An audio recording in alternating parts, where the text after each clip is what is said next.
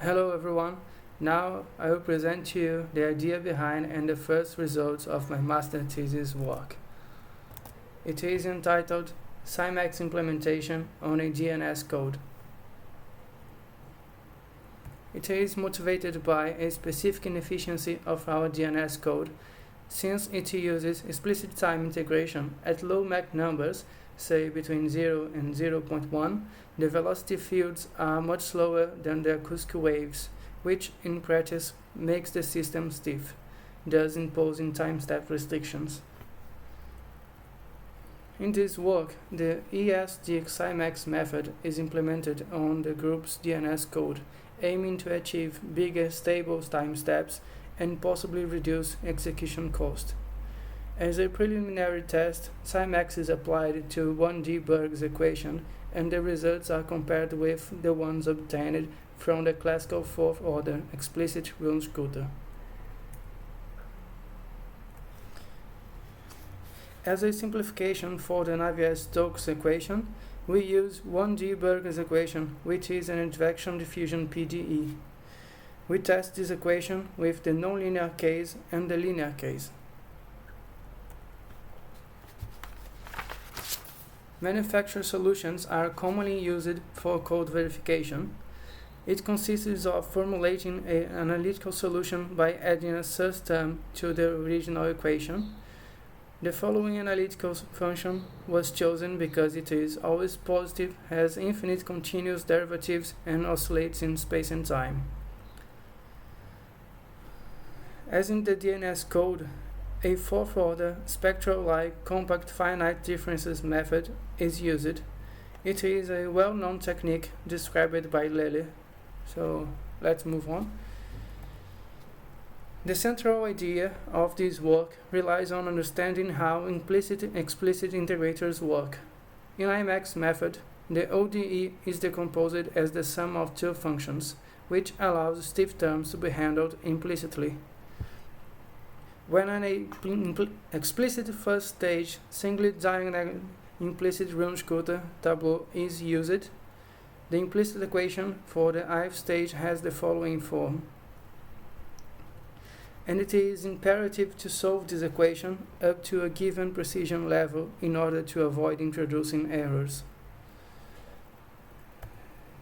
So the stepwise IMAX can be seen as an improved IMAX, where a within-step decomposition adjustment is proposed with the intent of removing the need of getting precise solutions for the implicit equations.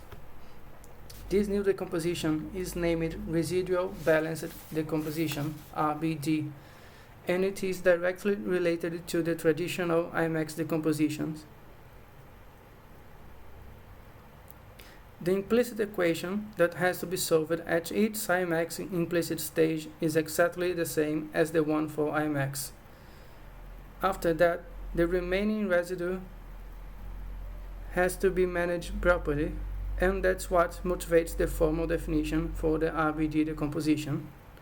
Putting aside theoretical issues, there is a practical way to evaluate this decomposition.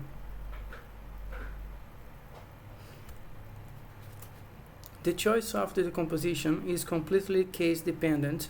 Therefore, since the advective term is the stiffness source of this problem, it is the one to be placed in the implicit part.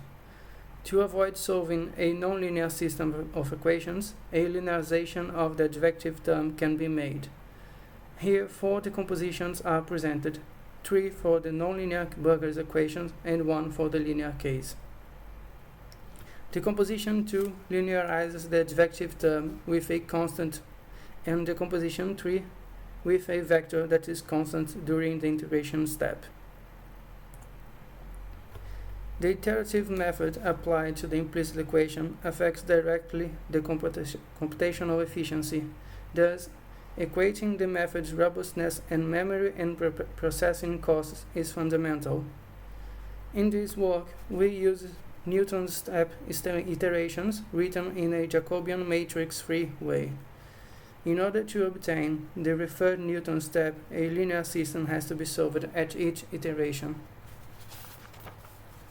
It is important to point out that this approach has the disadvantage of being customized for each decomposition. Just to better explain this table, A and B that appear in normal font are the compact differences matrices. The quantities between brackets are diagonal matrices.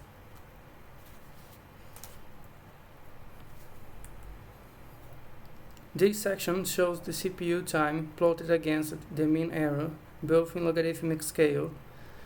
The runs for each method were taken at the maximum CFL number and two close-by values. No parallelization technique was employed. The parameters were 100 grid points, 6.5 units of time, and wave number equals to pi.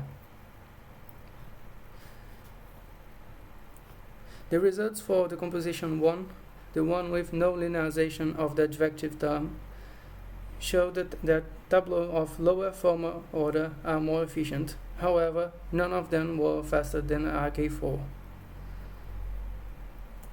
For the composition 2, the one where the adjective term is linearized by a constant, the third order tableau was the quickest among Simex. Such result has no obvious explanation. The composition 3 showed the exactly same behavior as the composition 1.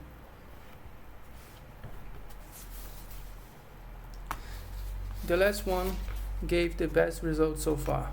The composition 4 is the one with a constant velocity profile, which yields a linear PDE.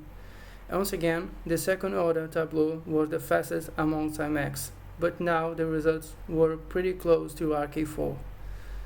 This result motivated further investigations of what happens if the problem stiffness is increased. So, in the last figure, it is possible to see that Simex was faster than the reference method. In this case, the advection speed C was set to 40, and the CPU time reduction was about 13.8%. When C is set to 20, this reduction is about 10.5%. And when it is 60, the reduction is about 13.6%. Therefore, the bigger stiffness does favor Simex efficiency, but there's no clear growth relation between them. Now, to finish, a test case was successfully developed, which was a simplified version of the group's DNS code using 1D Burger's equation. The tableau pairs and IMAX decompositions showed great impact on Simex efficiency. The tableau pairs with less stages were consistently faster, but only for the linear case and above a certain stiffness level that they were faster than the RK4. And that's all, folks.